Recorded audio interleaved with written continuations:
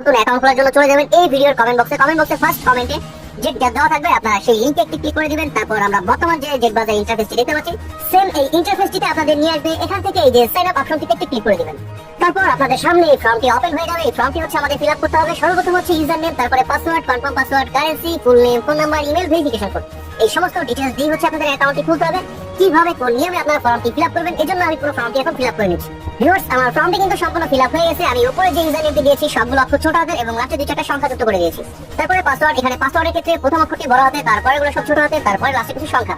এরপরে confirm password, উপরে পাসওয়ার্ডটি আপনারা কপি করে নিচে কনফার্ম পাসওয়ার্ড এখানে পেস্ট করে দিবেন। তারপর কারেন্সি, এটা বিজিটি রেখে দিবেন। এরপর হচ্ছে ফুল নেম, আপনাদের সম্পূর্ণ নামটি এখানে বসিয়ে দিবেন। তারপর ভিউয়ার্স ফোন নাম্বার, অবশ্যই আপনাদের যে নাম্বারে বিকাশ, নগদ, রকেট লেনদেন করার মতো এমন একটি হলো অ্যাকাউন্ট রয়েছে, সেই নাম্বারটি আপনারা 0 বাদ দিয়ে 10 নাম্বার বসিয়ে দিবেন। কেননা যে নাম্বারটি দিয়ে অ্যাকাউন্ট খুলবেন শুধু ওই নাম্বারে ডিপোজিট করতে পারবেন এবং ওই নাম্বারে শুধু উইথড্র করতে পারবেন।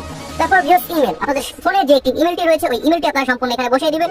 সবশেষে 9448 আমরা ডান পাশে 4 সংখ্যা যে কোডটি হচ্ছে এই কোডটি আমরা বাম পাশে খালি করে বসিয়ে দেব। পুরো ফর্মটা রেডি হয়ে গেলে আমরা একটি স্ক্রিনশট রেখে দিব, কারণ উপরে যে ইউজার নেম নিচে যে পাসওয়ার্ডটি রয়েছে এই ইউজার নেম পাসওয়ার্ডটা দিয়ে হচ্ছে আমাদের সবসময় অ্যাকাউন্টটি লগইন করতে হবে।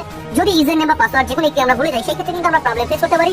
যদি আমাদের কাছে স্ক্রিনশটটি থাকে তবে সেই সমস্যাটি কিন্তু আমরা নিজেরাই সলভ করে নিতে পারবো। ভিউয়ার্স, এখন আমি নিচে কনফার্ম বাটনটিতে একটি ক্লিক করে দিচ্ছি।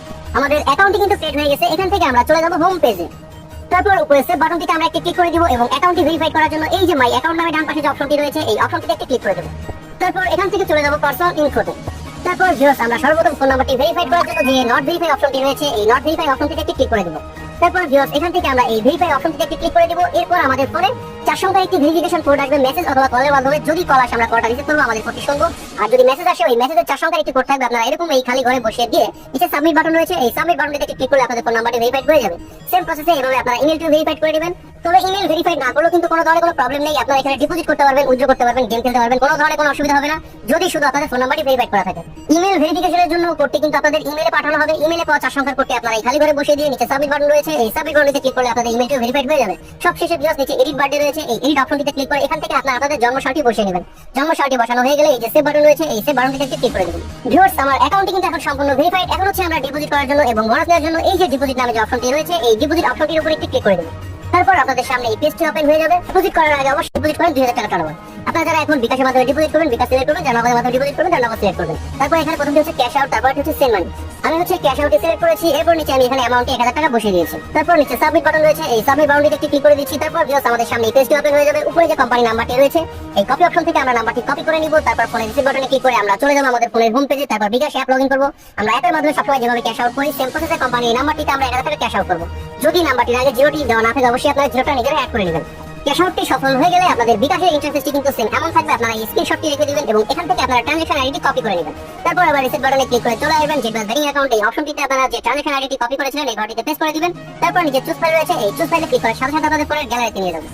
আপনারা ক্যাশ আউটের স্লিপের উপরে একটি ক্লিক করে দিবেন। তারপর এই অ্যাড অপশনটির উপরে একটি ক্লিক করে দিবেন। আমাদের ক্যাশ আউটের স্লিপটি কিন্তু অ্যাটাচ হয়ে গেছে। এরপর নিচে সাবমিট বাটন রয়েছে এই সাবমিট বাটনটিতে ক্লিক করে দিলে আমাদের ডিপোজিটের সাবমিট নিয়ে নেবে কোম্পানি। সর্বোচ্চ 1 মিনিটের মধ্যে আমাদের ব্যালেন্সটি এখানে যুক্ত করে দিবে। ভিউয়ার্স, আপনাদের ইন্টারফেসে কিন্তু এই জেডবি যে অপশনটি রয়েছে এটা হচ্ছে কোম্পানি লাইভ চ্যাট। এই লাইভ চ্যাটের মাধ্যমে আপনারা এনি টাইম 24 ঘন্টা যে কোনো মুহূর্তে বেটিং সংক্রান্ত যে কোনো সমস্যা তাদের সাথে যুক্ত হয়ে কথা বলে সলভ করে দিতে পারবেন।